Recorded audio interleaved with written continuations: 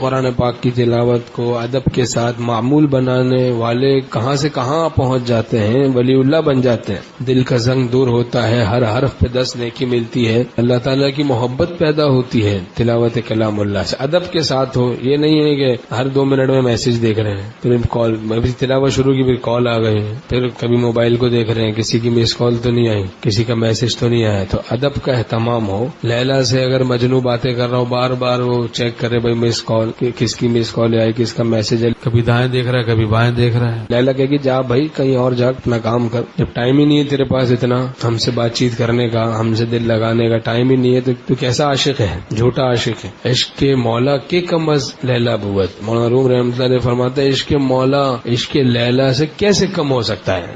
ہمارے شیخ رحمۃ اللہ نے فرمایا ایک بادشاہ تھا، تو اس کے دربار میں ایک درباری جو تھا تو اس نے اپنے بٹن کو ٹھیک کیا. تو اس بادشاہ نے کہا کہ آج یہ حماقت کی ہے، غلطی کی ہے، اپنے بٹن کو تم نے ہمارے ہوتے ہوئے ٹھیک کیا، میرے ہوتے ہوئے تیری توجہ اپنی طرف گئی کیوں؟ آج تو یہ غلطی کی ہے، آئندہ اگر کی تو میں اس دربار سے تجھے نکال دوں گا. تو فرمایا دنیا کے بادشاہوں کی لطافت کا یہ عالم ہے، معاملہ ہے، تو بھائی وہ تو لطیف ذات ہے، اس کا ذکر بھی ادب کے ساتھ کرنا چاہیے، تلاوت بھی ادب کے ساتھ. وقت نکالیں ذکر تلاوت کے لیے، اور پھر اس وقت دوسرے کام نہ کریں.